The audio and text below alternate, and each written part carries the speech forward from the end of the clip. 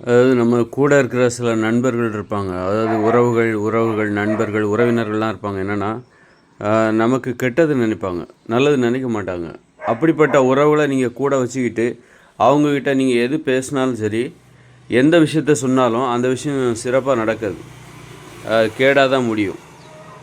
அதனால் நீங்க எல்லாத்தையும் நம்ம வாழ்க்கையில் நடக்கிற விஷயம் எல்லாத்தையும் நம்ம சொல்லணும். ஆனா யாருக்கிட்ட சொல்லணும்னா, நமக்கு நல்லது நினைப்பாங்க பாருங்க. நம்மள போலவே நமக்கு நமக்கு நாம நல்லது தானே நினைப்போம். நல்லது நடக்கணும்னு தானே நினைப்போம். அதுபோலவே நமக்கு நல்லது நினைக்கிறாங்க பாருங்க. அந்த மாரியான உறவுகள நம்ம பக்கத்துல வச்சுக்கணும். அந்த மாரியான நண்பர்கள பக்கத்துல வச்சுட்டு, அவங்க கிட்ட நம்ம சொல்லணும். அ நம்ம அனுபவங்கள சொல்லணும். அப்பதான் நம்ம வாழ்க்கையில நல்லது நடக்கும். நம்ம ஃப்ரெண்ட்ஸு அப்படின்னு நண்பர்கள் அப்படின்னு சொல்லி, உறவினர்கள் அப்படின்னு சொல்லி நம்ம கூட யாராவது நம்ம பேசுகிற ஆட்கள், தினசரி பேசுகிற ஆட்கள், நமக்கு நல்லது நினைக்காதவங்க இருப்பாங்க. அவங்கக்கிட்ட போயிட்டு மனசுக்குள்ளே நமக்கு கெடுதல் நினைப்பாங்க. நமக்கு நல்லது எதுவும் நடந்துடக்கூடாதுன்னு நினைப்பாங்க.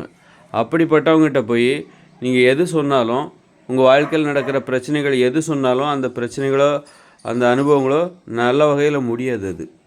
அது அதனால் தீயதாக தான் அது முடியும். அதனால் மனசில் உறவுகளை கவனமாக வச்சுக்கணும். எப்படி தவறான உணவை சாப்பிட்டா உடம்பு ஆரோக்கியம் கெட்டு நோய் வந்துடுமோ, அதுபோல் தவறான உறவுகள் இருக்குல்ல, அதுவும் வாழ்க்கைக்கு நல்லது கிடையாது.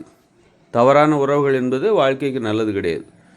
நல்ல உணவுகளை சாப்பிட்டா தான் உடம்புக்கு ஆரோக்கியம். அதுபோல் நல்ல உறவுகள் தான் வாழ்க்கையில் நம்ம பிரச்சனைகள்லாம் நல்ல தீர்வு கிடைக்கிறதுக்கு அது நல்ல உறவுகள் ஒரு காரணமாக இருக்குது. அதனால் உறவுகளை அலட்சியப்படுத்தக்கூடாது. எப்படி உணவில் நம்ம அலட்சியப்படுத்தக்கூடாதோ, உணவில் அலட்சியப்படுத்தினா கண்ட உணவையும் சாப்பிட்டா நம்ம என்ன ஆகும், வயிறு நிறைஞ்சா போதும்னு சொல்லிட்டு கண்ட உணவையும் சாப்பிட்டா நமக்கு எப்படி நோய் வருமோ, அதுபோல் கண்ட உறவினர்களோடையும் கண்டவங்க கூடயும் நம்ம பழகுறோம். பக்கத்தில் இருக்காங்க வேறு என்ன பண்ண அப்படின்னு சொல்லி பழகுறோம், மனசு விட்டு பேசுகிறோம்.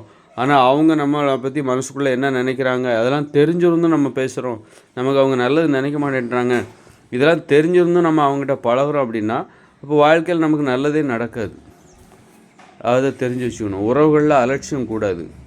தகாத உறவுகளிடமிருந்து விடுபட்டு விட வேண்டும். தவறான உறவுகள், தவறான நண்பர்கள், இவங்க நமக்கு நல்லது நினைக்க மாட்டாங்க அப்படின்னா அவங்ககிட்ட நம்ம விடுபட்டுறணும்.